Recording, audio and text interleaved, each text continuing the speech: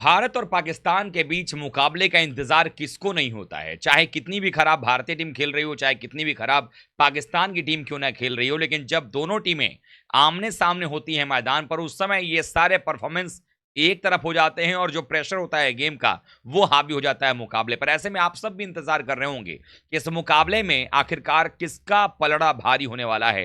क्या यूएसए से हारने के बाद पाकिस्तान भारतीय टीम के लिए एक आसान टारगेट होगा, या भारतीय टीम को न्यूयॉर्क की ट्रिकी पिच के ऊपर में पाकिस्तान जो है वो धावा बोल करके हरा देगी?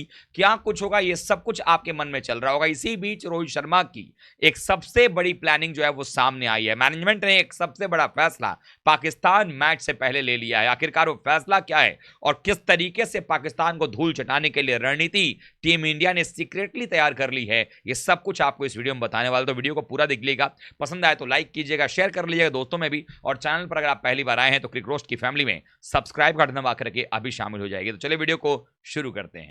यूएसए के खिलाफ जैसे ही मुकाबले में हार का सामना करती है पाकिस्तान की टीम, तभी से सवाल ये उठने लगे कि ये जो पाकिस्तान की टीम है, क्या वो क्वालिफाई कर पाएगी सुपर 8 के लिए। लेकिन जवाब आता है कि जी नहीं, राह जो है वो बहुत मुश्किल है क्वालिफिकेशन की सुपर 8 के लिए। और ऐसे में अगर सुपर 8 में क्वालिफाई करना है तो पाकिस्तान को सबसे बड़ा राह का रोड़ा अपने सामने से हटाना पड़ेगा, और वो है उनके राह का रोड़ा टीम इंडिया। जी हां, आपने बिल्कुल सही सुना, क्योंकि अगर भारतीय टीम को पाकिस्तान नहीं हरा पाती है तो फिर उनका सुपर 8 में जाना संभव ही नहीं है। ऊपर से सुपड़ा साफ हो जाएगा वो अलग। उसके पीछे रीजन ये है कि आप सबने देखा है कि किस तरीके से पॉइंट्स टेबल के ऊपर में हालात खराब हैं। भारतीय टीम जहां नंबर 2 पर है 2 अंक के साथ में, हमारा नेट रन रेट 3 के ऊपर में है प्लस में। वहीं अगर देखें तो 0.6 के आसपास का एनआरआर रखने वाली यूएसए की टीम 4 अंक के साथ नंबर 1 पर चल रही है। लेकिन कनाडा भी एक मैच जीती है, पाकिस्तान भी है वहां पर, आयरलैंड लगभग बाहर होती नजर आ रही है। ऐसे में पाकिस्तान के पास में आयरलैंड को हराना थोड़ा आसान हो सकता है, कनाडा को हराना थोड़ा और आसान हो सकता है, लेकिन ये 4 अंक से काम नहीं चलेगा, क्योंकि जो हालात हैं पाकिस्तान के उसमें उनको 3 मैचेस जीतने पड़ेंगे, और तीसरा मैच उनका है भारत के खिलाफ, क्योंकि वो यूएसए के खिलाफ जीतने वाला मैच हार चुके हैं। अब ऐसे में टीम इंडिया ने एक बड़ी अच्छी रणनीति अपनाई है। आप सबने देखा होगा कि न्यूयॉर्क के विकेट में जो लास्ट टाइम जो भारत ने प्लेइंग 11 उतारी थी इंग्लैंड के खिलाफ में, आयरलैंड के खिलाफ में, माफ कीजिएगा, वहां पर हमने देखा था कि भारत के पास 3 तेज गेंदबाज थे। 3 तेज गेंदबाज कौन कौन थे? जसप्रीत बुमराह, अर्शदीप सिंह, मोहम्मद सिराज, और उनके साथ चौथे तेज गेंदबाज की भूमिका निभाई थी हार्दिक पांड्या ने। जबकि बल्लेबाजी को लेकर के अगर देखा जाए तो वहां पर जायसवाल नहीं खेले थे, चूंकि शिवम दुबे को खिलाया गया था। अब सवाल ये उठ रहा है कि शिवम दुबे को खिलाया तो गया है मिडिल ऑर्डर में, लेकिन ना उनसे बॉलिंग कराई गई पहले मैच में, जबकि वार्म अप मैच में शिवम दुबे ने बॉलिंग किया था, और ऐसे में उनकी बैटिंग भी नहीं आई, और बैटिंग जब आएगी तो क्या वो अच्छा करेंगे? ऐसे में 2 प्लेयर्स को लेकर के लगातार सवाल किए जा रहे हैं कि क्यों ना दुबे की जगह या तो संजू सैमसन को खिला लिया जाए, या फिर यशस्वी जायसवाल से ओपनिंग करा लिया जाए। हालांकि इसको लेकर के अभी नकारा किसी ने किसी बात को नहीं है, और यह भी संभावना बन सकती है कि पाकिस्तान को ब्लफ करने के लिए हो सकता है कि चूंकि जो न्यूयॉर्क के विकेट है थोड़ी ट्रिकी है, पहले बैटिंग अगर आप करते हो परेशानी में आप पड़ते हो, लेकिन कनाडा ने पहले बैटिंग करके जो रन बनाए और आयरलैंड के खिलाफ डिफेंड किया है, उससे पाकिस्तान का टेंशन बढ़ गया है कि अगर पहले भारत बैटिंग करता भी है तो यह भी तो हो सकता है भारत 150 के आसपास रन बना दे और उनसे चेज ना हो पाए, क्योंकि ये काम तो इंग्लैंड के अच्छे विकेट पर भी 160 के आसपास चेज नहीं कर पाए। तो भारत के खिलाफ क्या 150 रन चेज कर पाएंगे उस विकेट पर जहां पर की बल्लेबाजी करना मुश्किल है? ऐसे में ये जानते हुए कि पाकिस्तान की जो मिडिल ऑर्डर की बैटिंग है वो बेहद खराब है, और पाकिस्तानी मीडिया किस तरह से चिल्ला रही है, चीख रही है, रो बिलख रही है, हम सब जान रहे हैं। तो ऐसे में अब सवाल ये उठता है कि रणनीति है क्या? दरअसल भारतीय कप्तान ने एक बयान दिया था और उन्होंने कहा था कि हम according to the situation team को खिलाएंगे, टीम हमारी फ्लेक्सिबल है। आपने पहले मैच में देखा आयरलैंड के खिलाफ उस विकेट के ऊपर में विराट और रोहित ने ओपन किया, 3 नंबर पंत ने आकर के बेहतरीन पारी खेली है, और पंत 2 मैच हो गए हैं उनको, वार्म अप मैच को जोड़ दिया जाए तो 2 मैच में वो नंबर 3 आए हैं, और दोनों मैच में उन्होंने जबरदस्त पारी खेली है। अब एक पहला टेंशन ये है कि क्या ऋषभ पंत को आप 3 से हटाकर नीचे ले जाओगे, और वो 3 से नीचे क्यों जाएंगे आप पूछेंगे। उसके पीछे कारण ये है कि हो सकता है कि जिस तरीके से दुबे का यूज नहीं किया गया आयरलैंड के खिलाफ में, उनकी बैटिंग भी नहीं आई है, क्या मालूम कि भारतीय टीम दुबे की जगह जायसवाल को लेकर के आ जाए और जो पाकिस्तान के जो एक्सपर्ट्स हैं, जो पाकिस्तान की जो टीम है, समझने वाली बात यह है कि हॉर्सेस फॉर कोर्सेस हमें यूज करना पड़ेगा।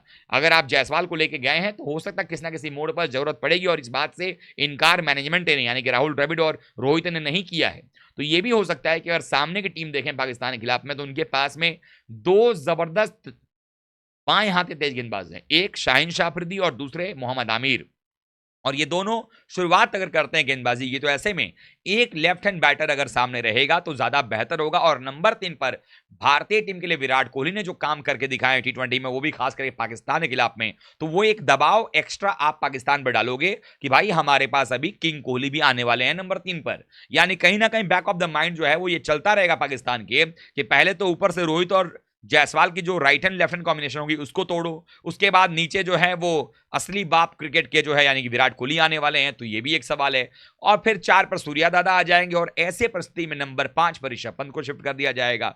शिवम दुबे रहेंगे नहीं, तो जो नंबर 5 पर दुबे आते थे वहां पंत आ जाएंगे नहीं, left hand right hand combination जो है वो जारी रहेगा। 6 नंबर पर आपके हार्दिक हो जाएंगे। अब 7 नंबर पर तो आपके पास में जडेजा हैं। अब एक और चाल यहां पर चली जाएगी, क्योंकि हमने देखा है जो कनाडा के खिलाफ जो मैच था यहां पर आयरलैंड का, उस मैच में स्पिनर्स ने भी अच्छा योगदान दिया है। गेंद टर्न हो रही है, गेंद टर्न हो रही है, सीधी भी रही है, तो एक तो जडेजा के आर्मर्स काम आएंगे। तो ऐसी परिस्थिति में हो सकता है कि पटेल की जगह पर कुलदीप यादव को इंट्रोड्यूस कर दिया जाए, और ऐसे में आपके पास में हो जाएंगे 7 बल्लेबाज, एक कुलदीप यादव थोड़ी बहुत बैटिंग। लेकिन अगर 7 तक बल्लेबाजी आपकी चली गई और 8वें बल्लेबाज की अगर आप अपेक्षा कर रहे हैं, मतलब आपकी टीम की हालत खराब ही है, तो ऐसे में यह चीज नहीं होगा। बाकी 3 तेज गेंदबाज, चूंकि न्यूयॉर्क के विकेट में आपको 3 पेसर चाहिए ही चाहिए होगा, लेकिन क्या ये 3 पेसर इंक्लूडिंग हार्दिक पांड्या होगा या 3 पेसर एक्सक्लूडिंग हार्दिक पांड्या, यानी कि हार्दिक पांड्या के अलावा 3 पेसर चाहिए या हार्दिक के साथ 3 पेसर चाहिए। अगर 3 पेसर हार्दिक के साथ चाहिए तो ऐसे कंडीशन में पटेल भी खेल जाएंगे, तो 3 स्पिनर भी खेल गए आपके पास में, अर्शदीप और बुमराह 2 पेसर हो गए और प्लस एक हार्दिक, तो 3 हो गए। तो 3 और 3 6 बॉलिंग ऑप्शन भी आपके पास में हो गए। Jaiswal at the top of the order, opening में रोहित के साझेदार भी हो गए, जहां पर वो left hand right hand combination बनाएंगे। नंबर 3 पर आपके पास में विराट कोहली जैसा अनुभव है, 4 पर सूर्या, फिर 5 पर पंत भी आ जाएंगे जो अच्छे फॉर्म में चल रहे हैं। तो ये कुल मिलाकर के जो टीम मैनेजमेंट की जो एक स्ट्रेटजी लग रही है, जो नेट पर जब प्रैक्टिस हो रही थी एक दिन पहले की मैं बात बताऊं, वहां पर देख करके जो समझ में आया वो यही लग रहा है कि हो सकता है कि पाकिस्तान के सामने भारतीय कप्तान रोहित शर्मा सरप्राइजिंग एलिमेंट लेकर के आ जाएं, और ना भी आ सकते हैं। लेकिन अगर आते हैं तो पाकिस्तान इसमें अभी यही सोच रहा होगा कि विराट के खिलाफ क्या स्ट्रेटजी बनाई जाए, रोहित को कैसे आउट किया जाए, क्योंकि हम सब जानते हैं विराट की कमजोरी कभी भी बाएं हाथ के गेंदबाज नहीं रहे हैं, जबकि रोहित के रहे हैं। तो ऐसे में अगर रोहित और जायसवाल ओपनिंग करते हैं, तो जायसवाल स्ट्राइक लेकर के जो काम वो राजस्थान रॉयल्स के लिए कर रहे थे या टेस्ट मैचेस में जो कर रहे थे काम, वो काम जायसवाल करके दिखा सकते हैं। और जो स्ट्रेटजी पाकिस्तान की होगी बाएं हाथ के गेंदबाजों से आक्रमण करने का भारतीय बल्लेबाजों पर, उस स्ट्रेटजी की तोड़ निकाली जा सकती है। और ऐसे मुझे लगता है कि जायसवाल को टीम के अंदर में ले लेना चाहिए, स्पेशली पाकिस्तान के खिलाफ। और आपको कम से कम एक आइडिया ये भी हो जाएगा कि भाई जायसवाल कैसा परफॉर्मेंस कर रहे हैं इन मैचेस में। अगर जायसवाल अच्छा करते हैं then you can continue with that, नहीं करते हैं तो फिर उसके बाद देखा जाएगा आगे क्या ऑप्शन आपके पास में, विराट तो है ही। तो ये सब कुछ सोचे, आप क्या सोचते हैं कमेंट में जरूर लिखिएगा, अपना फीडबैक दीजिएगा, वीडियो को लाइक कीजिएगा, शेयर कीजिएगा दोस्तों में, और चैनल पर अगर आप पहली बार आए हैं तो क्रिक रोस्ट की फैमिली में सब्सक्राइब का बटन दबा करके अभी शामिल हो जाएगा। तो मिलते हैं किसी और वीडियो के साथ, तब तक के लिए आप सभी का बहुत बहुत धन्यवाद। थैंक यू सो मच दोस्तों।